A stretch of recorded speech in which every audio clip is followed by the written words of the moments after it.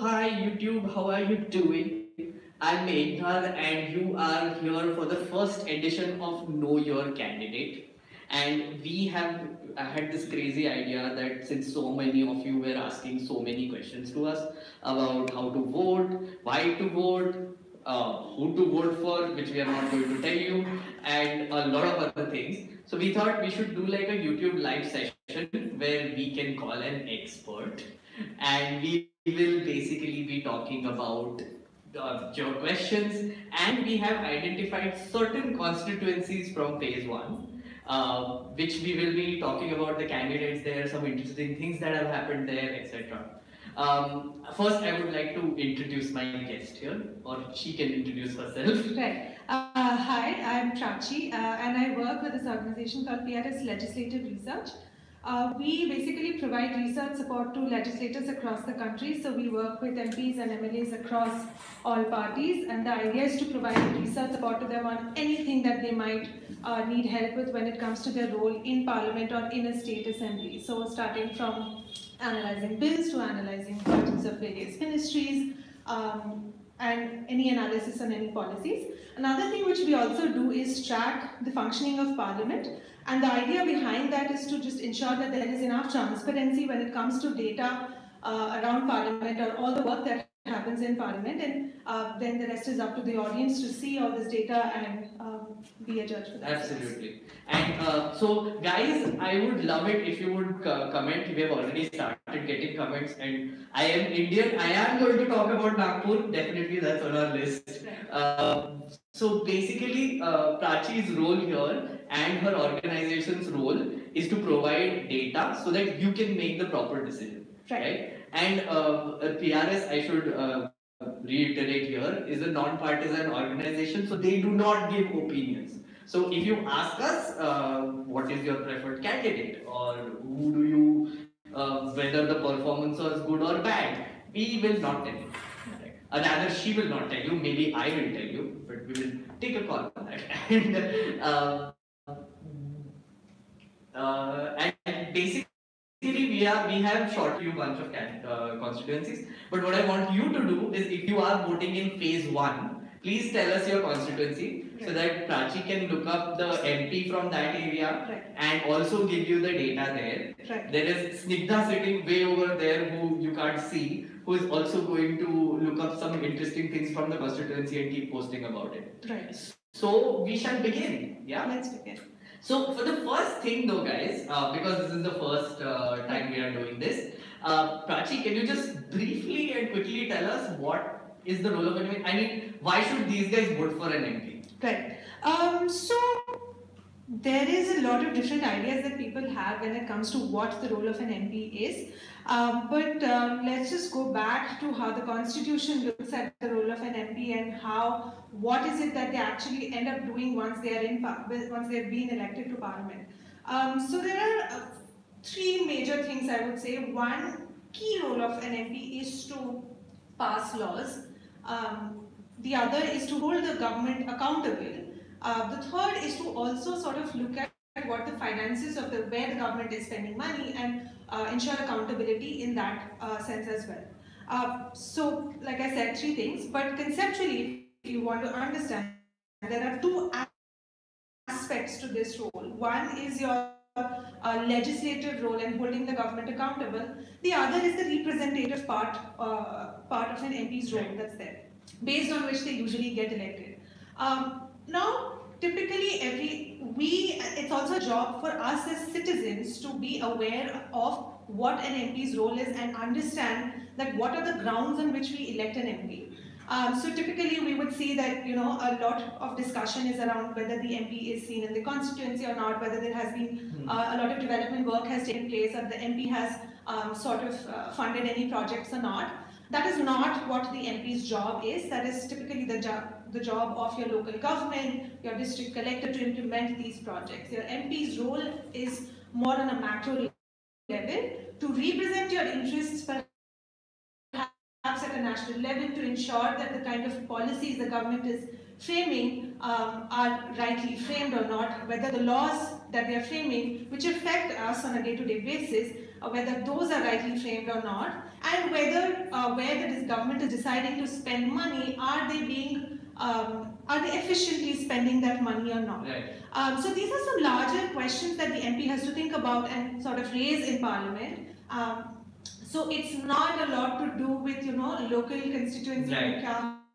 Right. But it's rather got a lot to do with thinking about national policies. Yeah. So the way I put it, and to explain it in like two lines, it's like you're electing a megaphone, right? I mean, like it's like you have the mic and you collectively are making a lot of noise and speaking into multiple mics.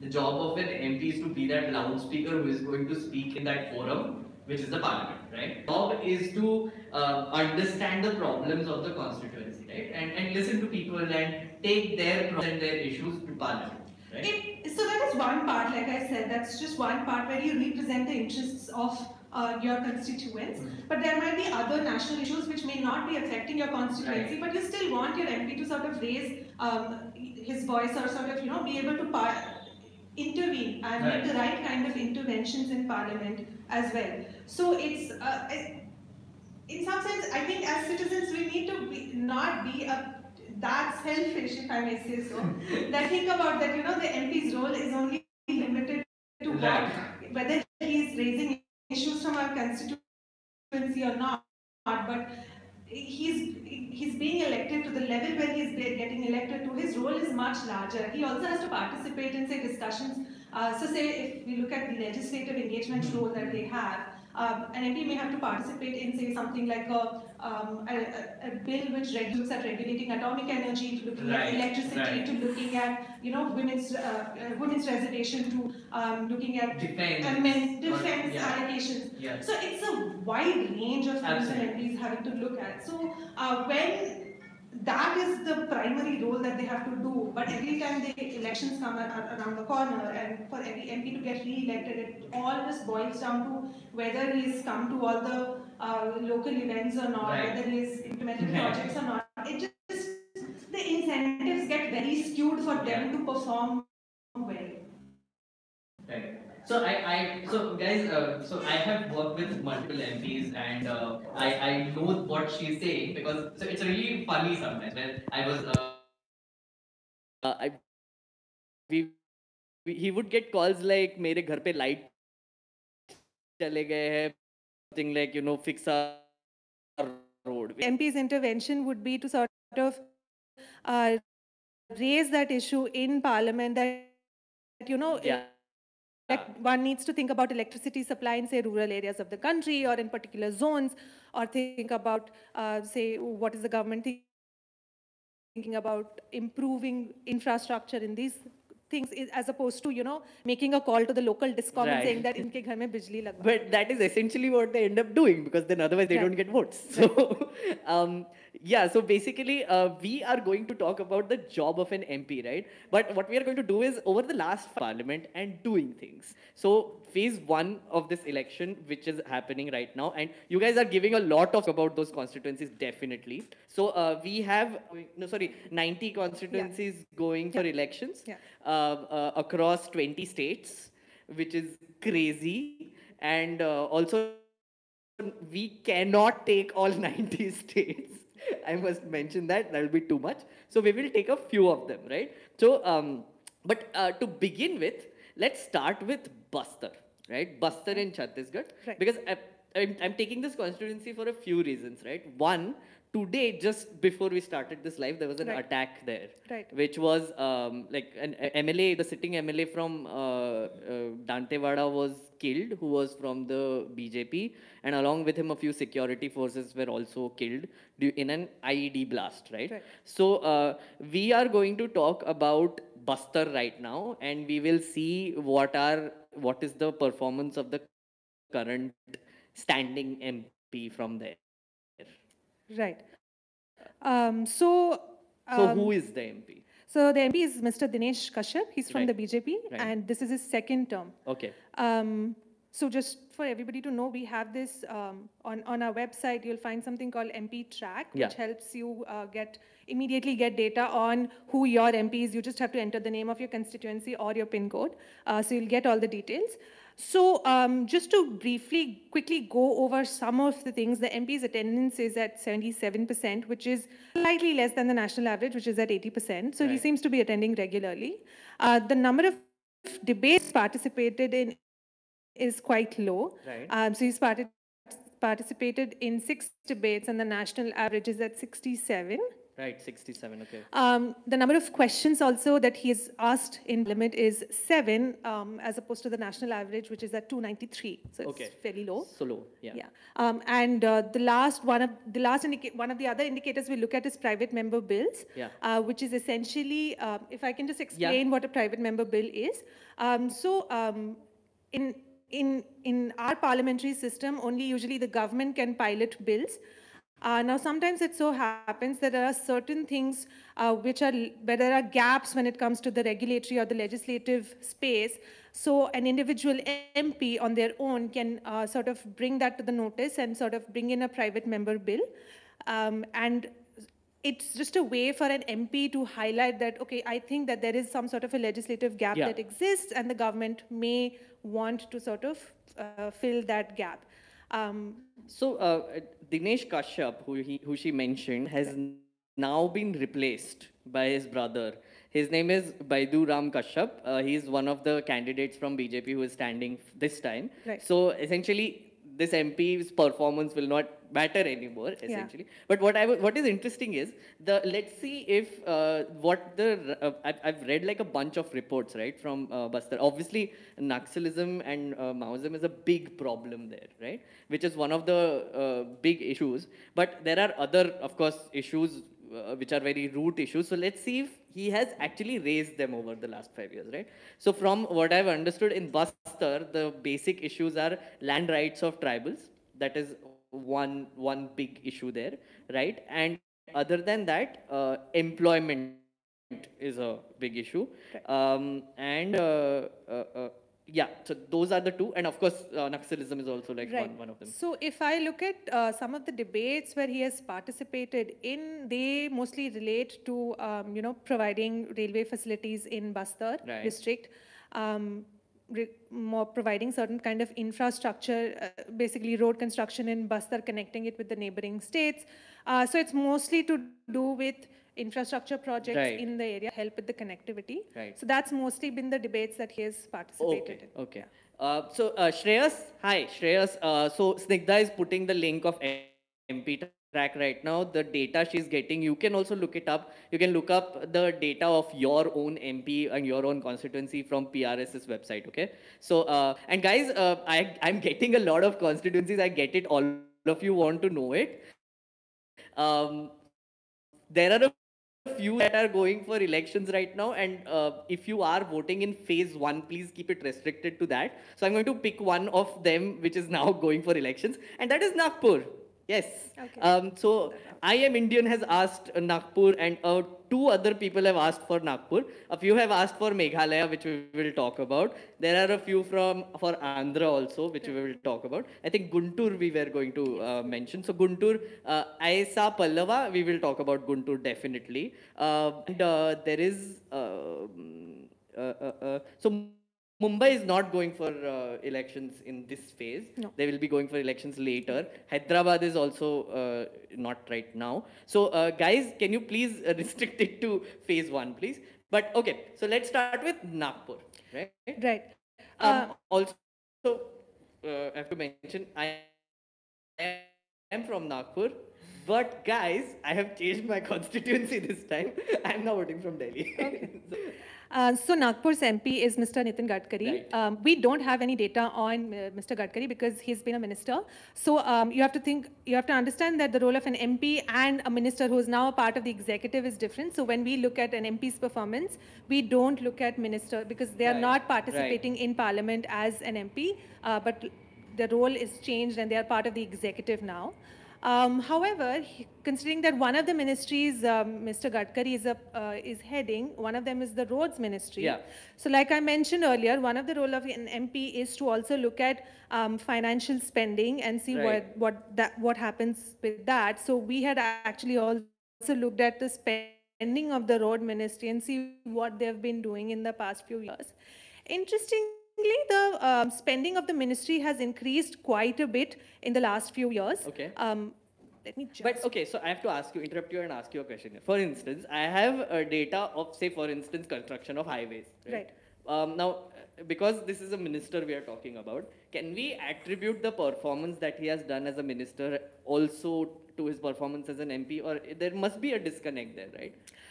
There is, because see, an MP's role is not necessarily to construct highways. That's done by the Ministry of Road. And even in highways, there are only national highways which the Ministry of Road Transport is looking at. There are your state highways and local roads, which the jurisdiction lies with your state government and your local PWD. So it's nothing to do with the central government at all.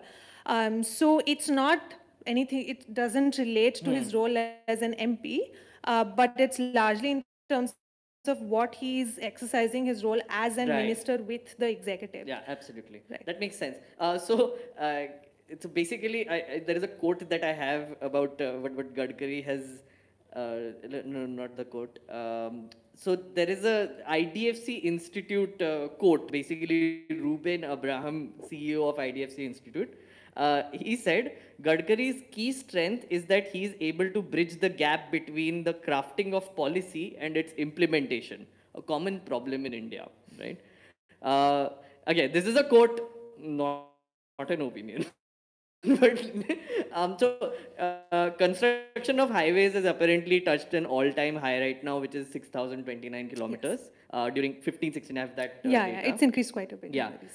Then he has also worked on a few major projects, which is NH 154, 707, 70, and he has spent a lot of money on it. Which is, the last, I think, approved budget for 18-19 was around 71,000 crores. 71,000 crore. Yeah, and almost two, I think in the last numbers I'm looking at is 16-17, what they spent in 16-17, it was around 52,000 crores. It has increased by almost 20,000 crores in just 2 years. Oh, wow. Okay. Yeah. So a lot of money being spent on infrastructure, definitely. I will mention a few candidates which are standing from the constituency as well. So this time, so before Gadkari, there was obviously a Congress candidate there. Now, this time there is a candidate called Nana Patole who is standing from there, from the Indian National Congress. But other than that, some interesting names are Muhammad Jamal is standing from Bahujan Samaj Party. And I did not know this, but there is a Communist Party of India Marxist-Leninist Red Star, which is not apparently the same as Communist Party of India or Communist Party of India Marxist or Communist Party of India Marxist. Sub version of the main party, but okay. So someone called Yogesh Krishna Rao Thakre is standing from there. Guys, if you are looking at this, I would highly recommend you at least Google these names. I mean, absolutely. We know about Gadkari, definitely, but also please look at the other candidates and Google them. And if you are from Nagpur, if you're voting in Nagpur, look at them, see what they have done in the past, because I will not tell you what he has done, but Nana Patole you should definitely look up. I'll not tell you why, because mystery. Okay, so we will move on to now basically a bunch of other constituencies, right? Let's look at Meghalaya, I guess. First, I think there is someone who said Yavatmar. Who is this? I can't see the name. Yeah, guys, sorry, there is a certain lag there. I think I'm just trying to see why there is a lag. Just hold on a second. And guys, we have an super chat, as you can see this. So if you like the work News Laundry does or what we are doing right now, please contribute and please send your love, right? And we will talk about a few more constituencies after I figure out what is wrong with the stream. Just a second. He's just looking at it. Okay, so we are also doing one more project. News Laundry is doing one more project called I Vote. Sigda will put up a number right now. It's a tip line number, and the idea of this project is that if you vote and you see any sort of problem happening in your polling booth, if your name is not on the electoral roll when it's supposed to be, you can send us a text on that tip line number, or you can tweet on the Twitter handle that we have given. So what we are doing is we are taking these reports and we are putting it on a map. so that we see where the problems are originating from, and then we can basically try and give it to the right authorities, or alert the authorities that this is happening and what is happening. So it's called I Vote, and the tip line number will come up really soon. Snigdha is posting it right now, so you will see it. Yeah, so that's the tip line number which is there, and the Twitter handle which will be there. So you can basically send a tip to that number if you are seeing any problems in your constituency. All right. Okay, so let's move on to the next constituency, which is Yavatmar. Okay, Yavatmar Washim, right? So what do you have for Yavatmar Washim? So the current MP is Miss Bhavna Patil. Right. She's from the Shiv Sena. This is her 4th term in office. Okay. And she's also a member of the Standing Committee on HRD. So if I look at her attendance again, it's been fairly regular. The attendance is 73%. The number of debates she's participated in is a bit low, is quite low actually as compared to the national average. She's participated in 32 debates as compared to the 67, which is national average. The number of questions is higher. She's asked about 342 questions, and the national average is at 293. Oh, okay. So 293. And she has asked how many? 342, which is more than the national. So she's asked more questions than the national. But if you look at the state average, which is also something we calculate, on average, MPs from the state of Maharashtra have asked 607 questions, which is lower. So her average, the number of questions she has asked is lower than the state's, the average number of questions MPs from the state have asked. I know for a fact that I think Supriya Sule is one of the people who has asked like a crazy amount of questions. Yeah, I think this is the highest. Yeah, she's the highest number of questions asked. Okay, so from Yavatmar, and Yavatmar is a very sensitive area in Maharashtra right now. So some tidbit about some political stuff that is going on. So there is apparently an internal tussle going on between the current MP and this person called Sanjay Rathod, who is from Shiv Sena. He's a big guy in Shiv Sena, and he has been replacing people in the district from the party post without consulting the MP. So there is like some tussle going on there, and he has also been eyeing the candidature for Lok Sabha elections this time. So right now, she's again, who's Bhavna Gawli, is the one candidate from Shiv Sena again. So this will be her 5th term. Yes. Like, I mean, if she gets elected, it will be her 5th term. Then there is Thakre Manikrao Govindrao from Indian National Congress. There is another interesting person who you should look up is Ramesh Pawar, who is from Janata Dal, secular, right?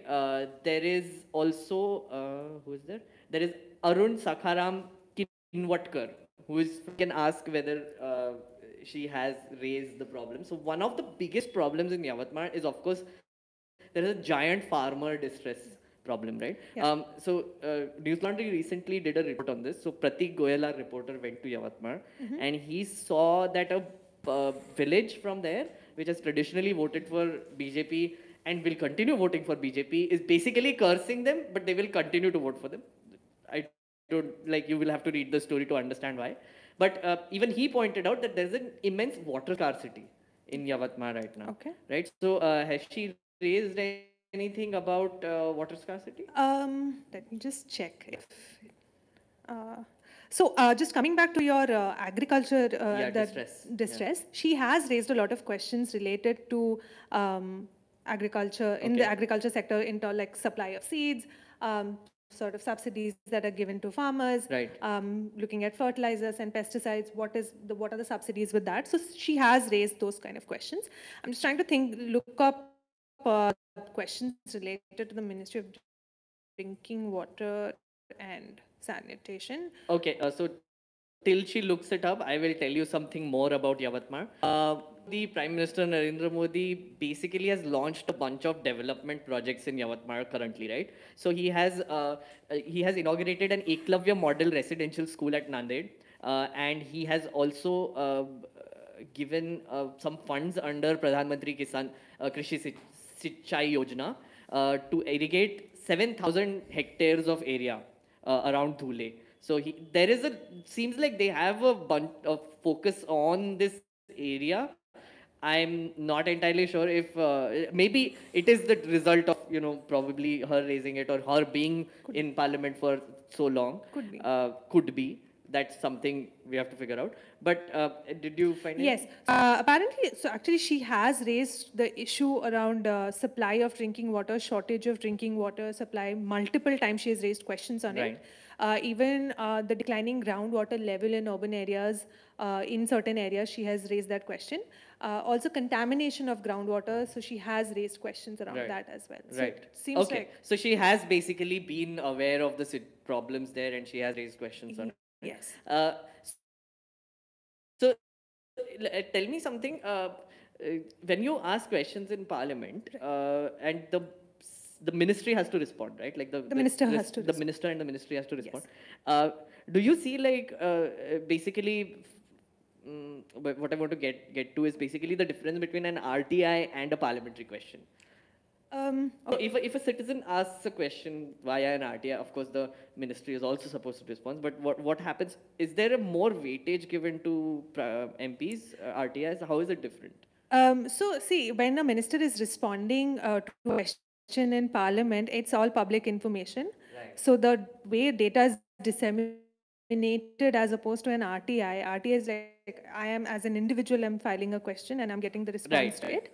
But this is slightly different. In fact, we at PRS also, we use all lot of data from parliamentary questions because this is supposed to be data that is coming straight from the ministry. Right. So it's correct. It's mostly up-to-date data. And so, yeah, so I would say in that sense, there is a lot of weightage given to data that comes from these parliamentary questions, just because it's coming from the government directly and it's public, it's open data. I mean, in some sense, it's like an openly available data. It's public data that's getting announced. So does that answer your question? Yeah, that does answer my question. Absolutely.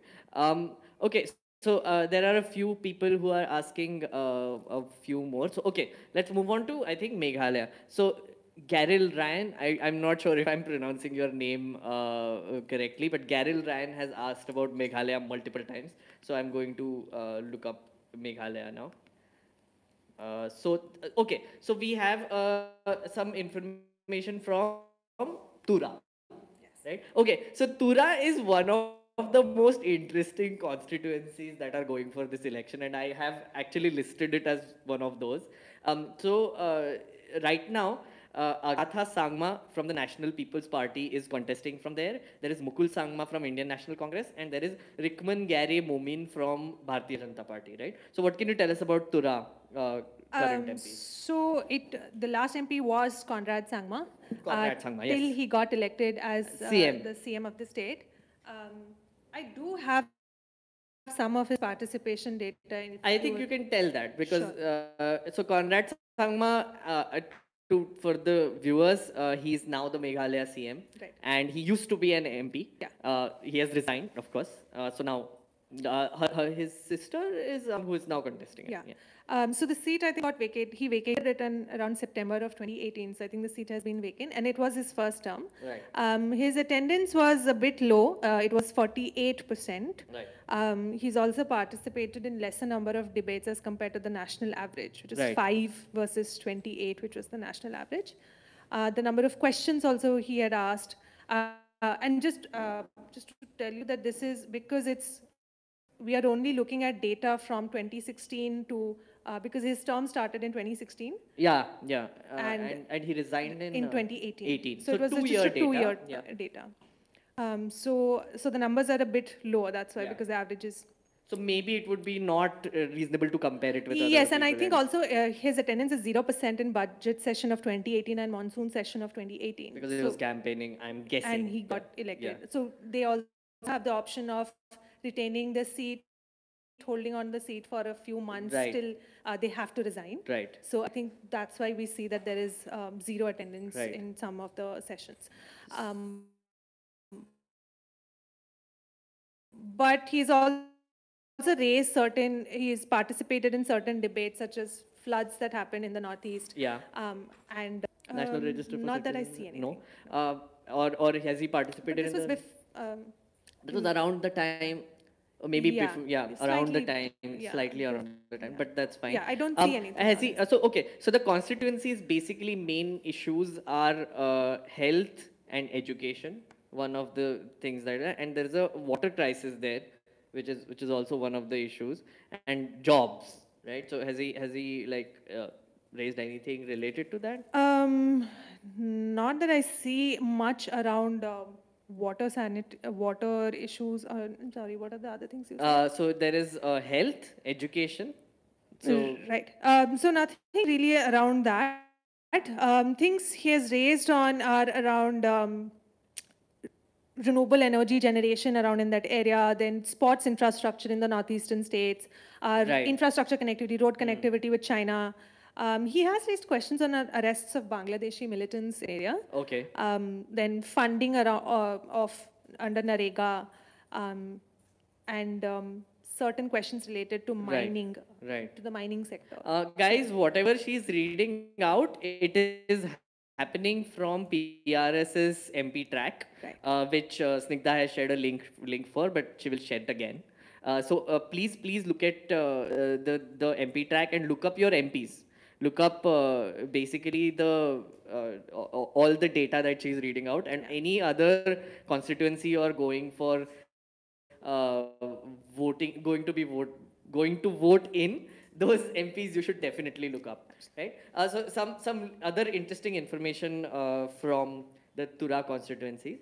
So in Tura, former Meghalaya CM Mukul Sangma is up against former MP and late PA Sangma's daughter Agatha Sangma. Okay, so like it's like a battle of families of sorts. It's really strange, and that is what is happening, and that is what makes it the one of the most high profile contests in this in the northeast this elections. Keep a watch on that, right? Okay, so now let's move on to someone had mentioned. Okay, guys, please keep telling us the constituencies you want answers for. We will look them up and we will try to give as much details as possible. She's here to look it up, and Snigdha is there looking up random things as well. So we will, to the best of our abilities, answer your questions. Okay, so there is someone who has mentioned Guntur, right? So we can move on to Guntur. Yeah, so Guntur, it's in Andhra Pradesh, in case you don't know. And so what do we have from Guntur?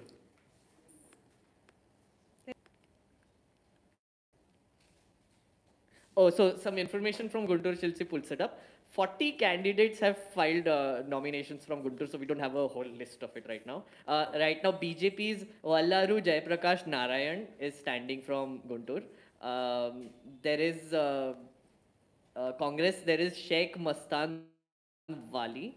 There is YSR Congress Party, Madhugula Vedugopal Reddy. I'm sorry, guys, my pronunciation might not be accurately South Indian, but please forgive me. And TDP, it's Jaidev Galla, who is the current MP. Who is Yes. also the current MP. This is his first term as an MP. Let's look at his. Fun fact about Jaidev Galla, he's the one who filed the no confidence motion against the government. Right, and he also started the debate. Yeah, he started the debate, yeah. On it. So his attendance is really good. It's 85%. Right. His number of debates he has participated is almost twice the national average. Okay. The number of questions is almost twice. He has asked about 496 questions, and the national average is 293. Right. He's also introduced 6 private member bills as opposed to the national average of 2.3. Right. So, Right. so his broad number. Aggressive drinking water crisis, right? So local borewells are going dry. There seems to be no long-term sustainable solution given by the center or the state. So has he raised anything about, water crisis? Fluoride affected habitations several times. Projects related to drinking water supply. Oh, Contaminated drinking water, and in fact, there's a national drinking water security pilot project. There was a pilot project as well. Okay. So he has. He has basically, we'll repeat the names of the BJP. Vallaru Jayaprakash Narayan is contesting. Congress Sheikh Mastan Wali. YSR Congress Modugula Venugopal Reddy. TDP Jaidev Galla. And there are 40 candidates, but I'm not going to read all of them, of course. Right. Yeah. If I may just point one more thing, when looking at an MP's performance, one thing is whether they have raised issues in the constituency, but just going back to what we had discussed earlier in terms of what the role of an MP is. So if I look at Mr. Jaidev Gala's participation, he has also participated on other discussions like discussions on price rise related to the finance bill. Right. He's also, what I'm trying to say is that he has also brought in local constituency issues like, for example, one of the debates he had initiated, I'm looking at is requesting to set up a science city in Guntur. So he's bringing up his constituency, but at the same time, he's also participating in other discussions which are more relevant at a national level, issue, like participating on discussion on bills like the Companies Amendment or the finance bill discussions, participating in budget discussions, on the president's address discussion on that. So there's a good mix of, both bringing out issues from the constituency as well as discussing and debating other national issues. Right.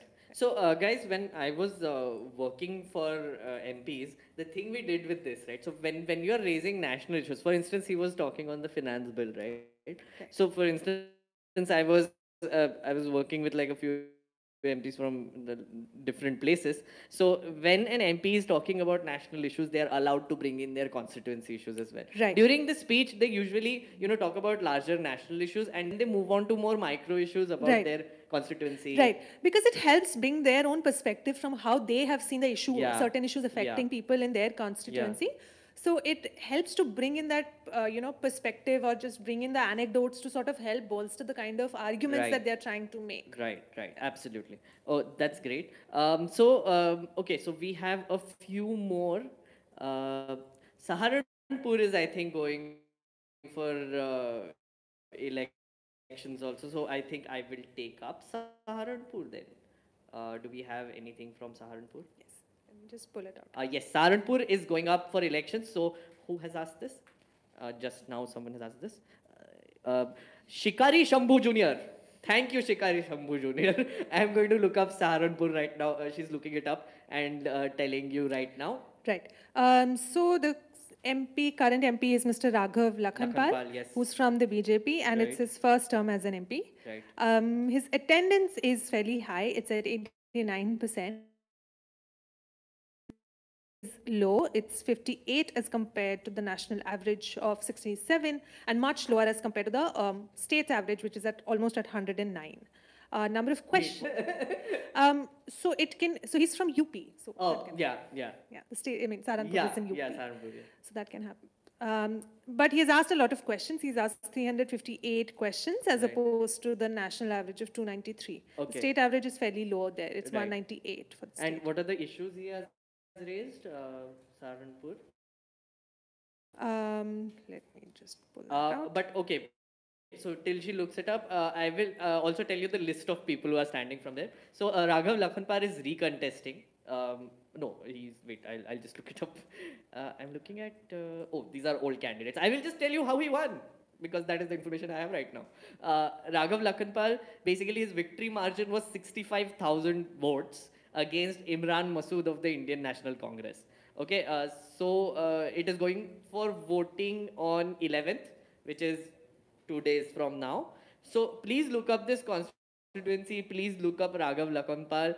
Use MP track to look it up. But also Google his name and see what has happened there. Please do that. And see what are the issues. So what has he raised there? So I'm looking at a few things, matters that he has raised in Parliament.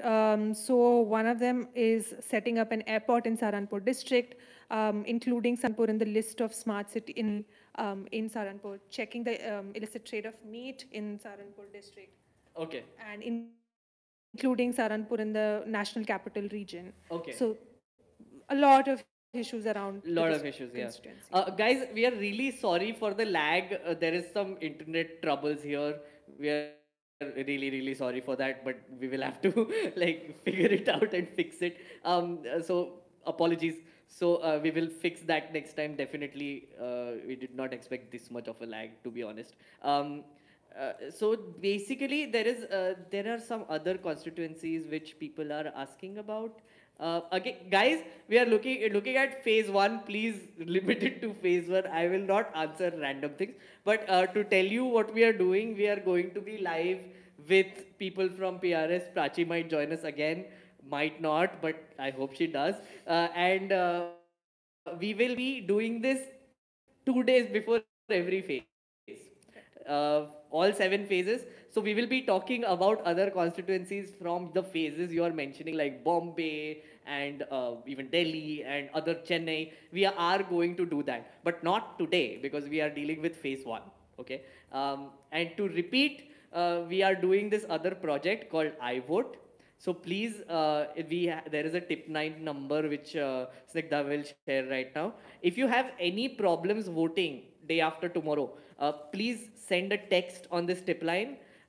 Please tell us about it. There will be a map we will be putting out where reports are coming from which area, which will be, we will see where is the concentration and we can basically, work with that and make it public. So please, the iVote tip line will be shared here, or you can tweet to iVote as well.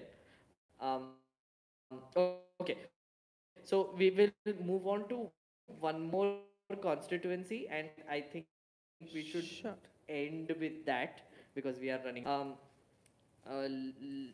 There is one more. Let's go to Arunachal West. Okay, there are a few people who mentioned Arunachal as well.